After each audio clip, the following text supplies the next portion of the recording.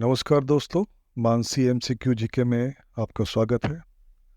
दोस्तों, इस चैनल पर हम आपके लिए स्टैटिक जीके और करंट अफेयर्स के क्वेश्चंस एमसीक्यू फॉर्मेल हर महीने लाते हैं। इसी कड़ी में आज हम पेश करने वाले हैं करंट अफेयर्स सितंबर मंथ का, जो कई पार्टों में होगा।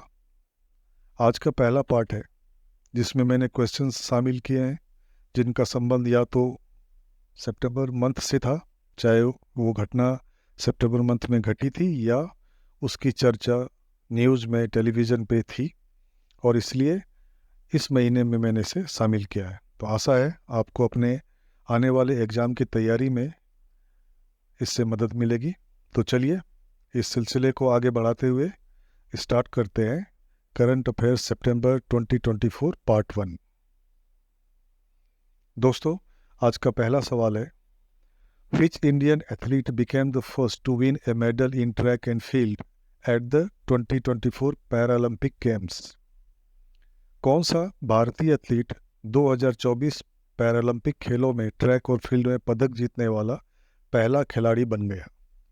आपके ऑप्शंस हैं पलक कोहली, प्रीति पाल, नेहा सांगवान या करमज्योति दलाल।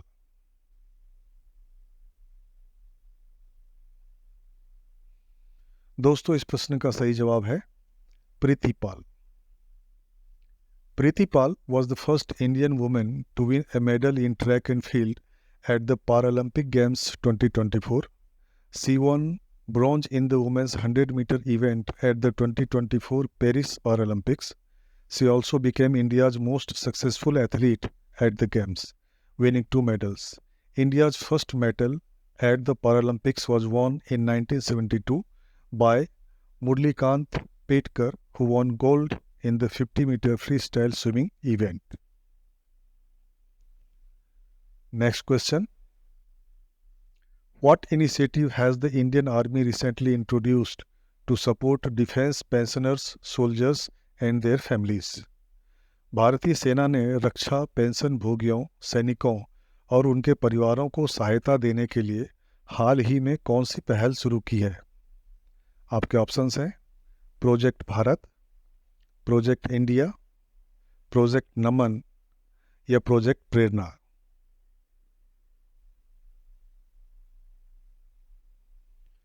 दोस्तों, इस प्रश्न का सही जवाब है project Naman. The Indian Army has launched Project Naman to provide support and services to defense pensioners, veterans, and their families. Its goal is to provide care and support to veterans and their families and to foster solidarity among serving and retired armed forces personnel. Next question.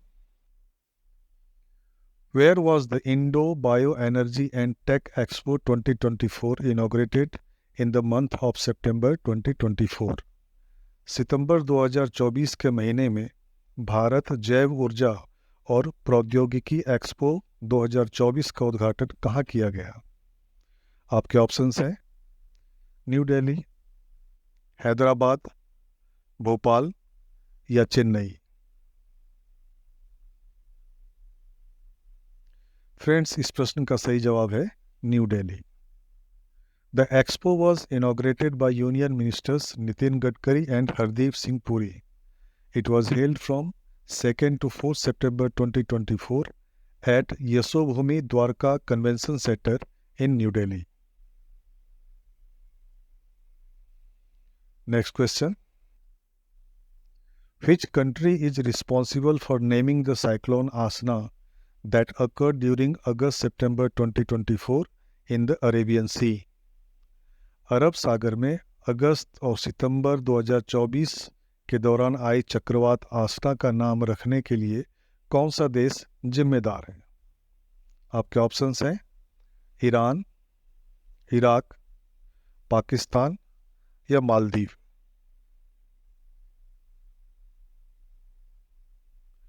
दोस्तों, इस प्रश्न का सही जवाब है Pakistan. Pakistan named cyclone Asna in the Arabian Sea. The name Asna means the one to be acknowledged or praised, यानी कि जिसकी प्रशंसा की जानी चाहिए। Next question. Which institute has recently developed a nanomaterial to reduce chromium level in groundwater? हाल ही में किस संस्थान ने भूजल में क्रोमियम के स्तर को कम करने के लिए नैनो मटेरियल विकसित किया है? आपके ऑप्शंस हैं all India institute of medical science यानी AIIMS, Indian institute of science यानी IISc, central drug research institute CDRI या Jawaharlal Nehru centre for advance scientific research.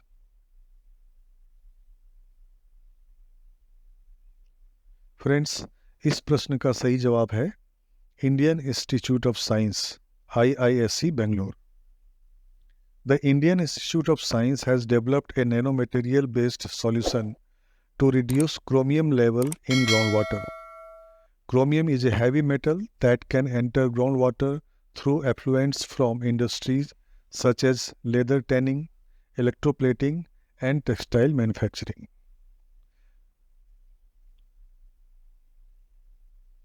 Next question. K. Hema Committee constituted by the government of Kerala has submitted a report in September 2024. It is related to which sector? Kerala सरकार द्वारा गठित के हेमा समिति ने सितंबर 2024 में एक report प्रस्तुत की है। इसका संबंध किस क्षेत्र से है? आपके ऑप्शंस हैं एनवायरनमेंट, एजुकेशन, हेल्थ या film industry.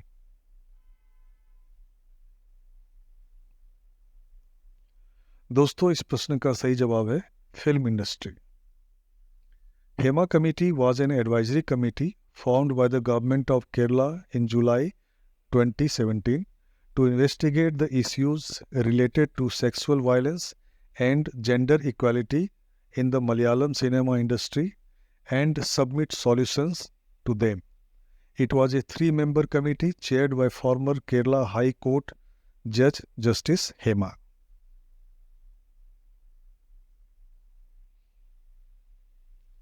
Next question. Who is the first Pakistani woman to be nominated recently to the ICC International Panel of Development Umpires? हाल ही में ICC international panel of development अंपायरों में नामित होने वाली पहली पाकिस्तानी महिला कौन है? आपके ऑप्शंस हैं सानिया मिर्जा, तस्लीमा, सलीमा इम्तियाज़ या Sophia Khatoon.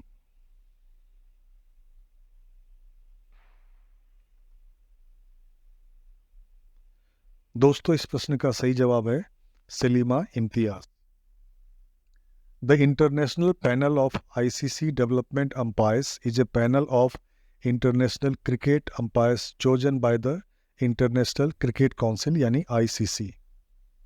Imtiaz joined the PCB's Women's Umpire Panel in 2008 and has officiated in a number of Asian Cricket Council tournaments.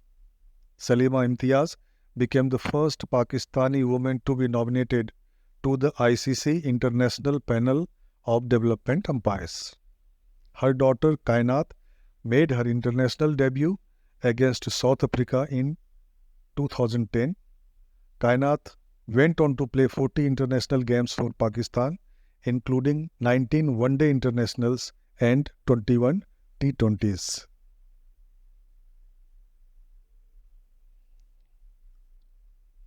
Next question. Recently, where was the National Symposium Exercise AIKYA on Disaster Management conducted? हाल ही में आपदा प्रबंधन पर राष्ट्रीय संगोष्ठी अभ्यास AIKYA कहाँ आयोजित की गई? आपके ऑप्शंस हैं विशाखापत्तनम, चेन्नई, वाराणसी या Indore.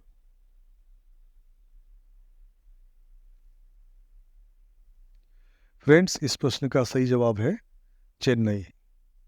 The national disaster management authority यानी NDMA in collaboration with the Southern Command of the Indian Army and Tamil Nadu State Disaster Management Authority यानी TNSDMA conducted a 2-day exercise that is AIKYA, an integrated symposium cum tabletop exercise on disaster management in Chennai. And this exercise was conducted on 18 and 19 September 2024. Next question. What is the name of the Indian Coast Guard's first indigenously developed pollution control vessel? भारतीय तट रक्षक बल के पहले स्वदेशी रूप से विकसित प्रदूषण नियंत्रण पोत का नाम क्या है? आपके ऑप्शंस हैं समुद्र प्रताप, समुद्र इंडिया, समुद्र हिमालय या समुद्र भारत।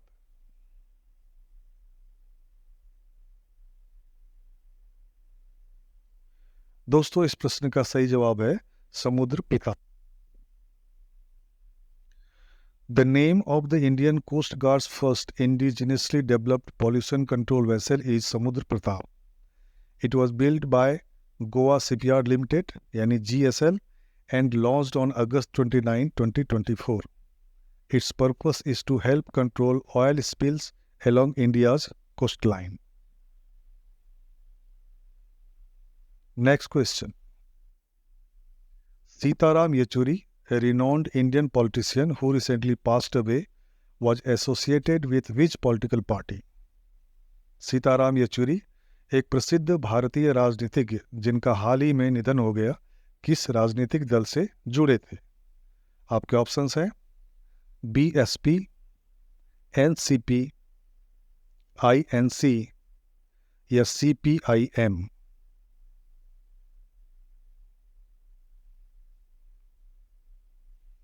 दोस्तों, इस प्रश्न का सही जवाब है CPIM. Sitaram Yechuri was an Indian Marxist politician and the General Secretary of the Communist Party of India Marxist, यानी CPIM, who was a member of the Politburo of the CPIM since 1992. He died on 12 September 2024 in New Delhi. Next question. Who was recently appointed as the new Chief Minister of Delhi? हाल ही में दिल्ली के नए मुख्यमंत्री के रूप में किसे नियुक्त किया गया है? आपके ऑप्शंस हैं सौरभ भारद्वाज, आतिशी मारलेना, अरविंद केजरीवाल या राघव चड्ढा।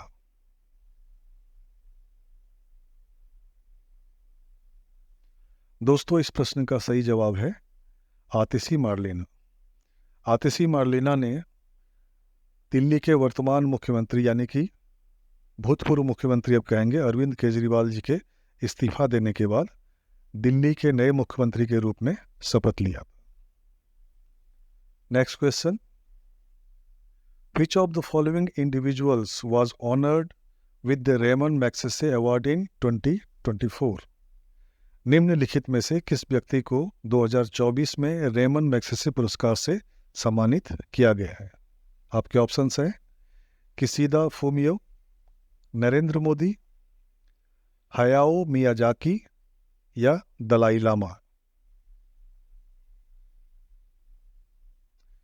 फ्रेंड्स, इस प्रश्न का सही जवाब है Hayao Miyazaki. Ramon Magsaysay award यानी this award is called the Asian equivalent of the Nobel prize.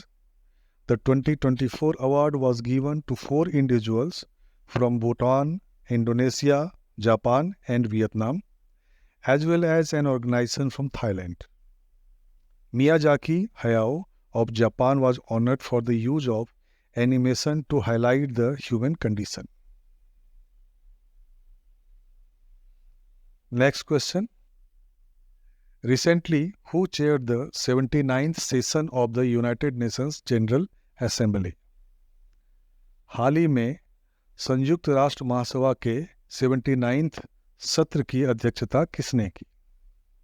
आपके ऑप्शंस हैं डेनिस फ्रांसिस, फिलेमोन यांग, अब्दुल्ला साहिद या सैम कुटेसा।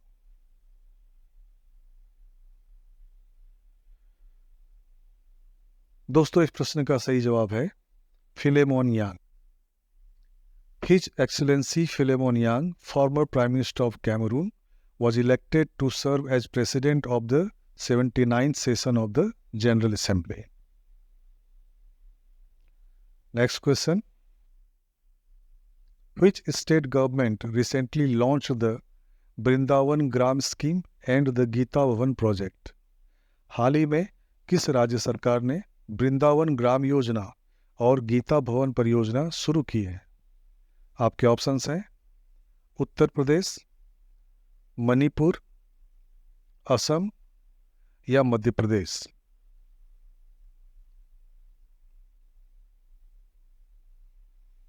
दोस्तों, इस प्रश्न का सही जवाब है Madhya Pradesh.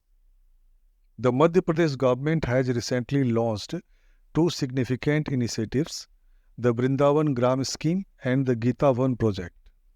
Its objective is to promote rural development and increase farmers' incomes. Next question. Which football team won the Durand Cup 2024 held recently? हाल ही में आयोजित डूरंड कप 2024 किस फुटबॉल टीम ने जीता? आपके ऑप्शंस हैं मोहन बगान, north east United, Kerala blasters या शिलोंग लाजोंग।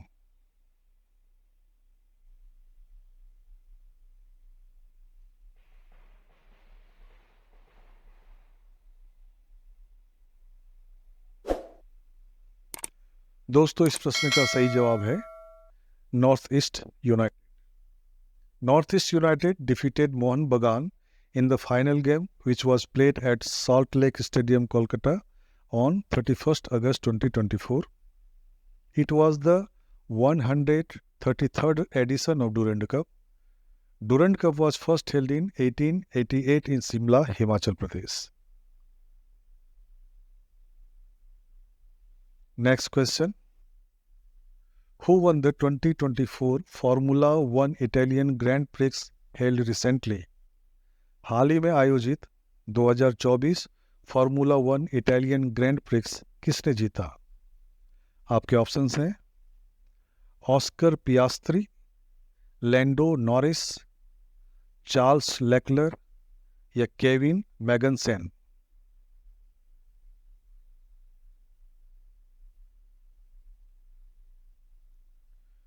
दोस्तों, इस प्रश्न का सही जवाब है Charles Leclerc. The 2024 Italian Grand Prix was a Formula One motor race held on 1st September 2024 at the Monza circuit in Monza, Italy. Charles Leclerc is a 27-year-old racing driver from Ferrari. He belongs from Monte Carlo, Monaco. Next question. Who is the current president of the International Hockey Federation, which was recently in the news? हाल ही में चर्चा में रहे अंतर्राष्ट्रीय hockey महासंघ के वर्तमान अध्यक्ष कौन है? आपके ऑप्शंस हैं जॉर्ज एवर्स, नरिंदर ध्रुव बत्रा, जुआन कैलजादो या मोहम्मद तैयब इकराम।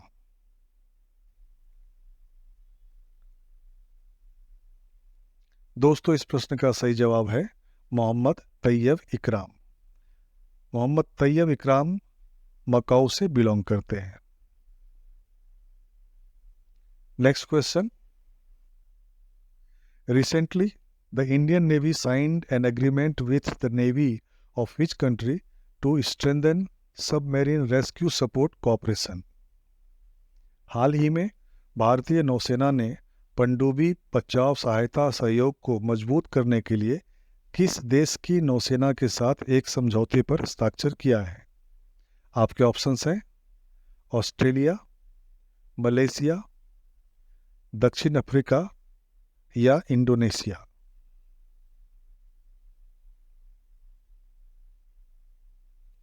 Friends, the right answer is South Africa. On September 4, 2024, the Indian and South African navies signed an agreement to enhance submarine rescue cooperation. The Indian Navy will deploy its Deep Submergence Rescue Vehicle यानी DSRV when needed. This partnership strengthens strategic ties, fosters regional collaboration, and ensures safety in the crucial Indian Ocean region. Next question.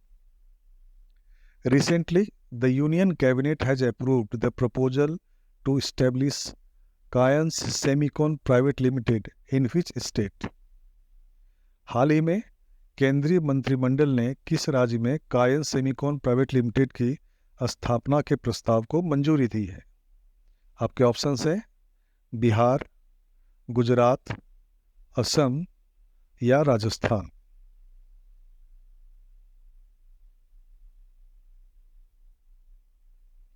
दोस्तों, इस प्रश्न का सही जवाब है Gujarat. The union cabinet chaired by prime minister Shri Narendra Modi approved Kayans Semicon Private Limited's proposal to establish a semiconductor unit in Sanand, Gujarat, with an investment of rupees 3,300 crores, aiming to develop a vibrant semiconductor ecosystem in India.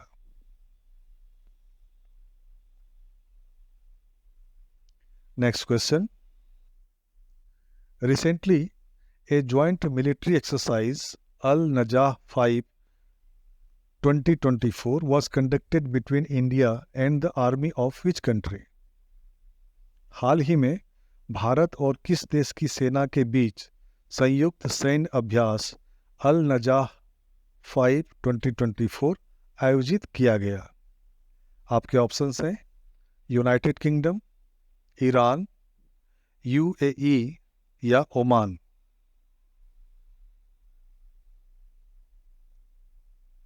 दोस्तों, इस प्रश्न का सही जवाब है Oman. The 5th India Oman joint military exercise was conducted at Rabkoot training area in Oman during 13 to 26 सितंबर 2024। दोस्तों, इसी के साथ आज का ये वीडियो यहीं समाप्त होता है। उम्मीद करता हूँ कि इसमें शामिल किए गए प्रश्न आपको इम्पोर्टेंट लगे होंगे और आपके आगामी प्रतियोगिता परीक्षाओं के लिए ये निश्चित रूप से इम्पोर्टेंट है, इसलिए इन्हें ध्यान से देखिए, ध्यान से सुनिए, पढ़िए। और अब मिलते हैं करंट अफेयर्स के सितंबर मंथ के पार्ट 2 वीडियो में आगे। तब तक के लिए आप सबको मेरा नमस्कार।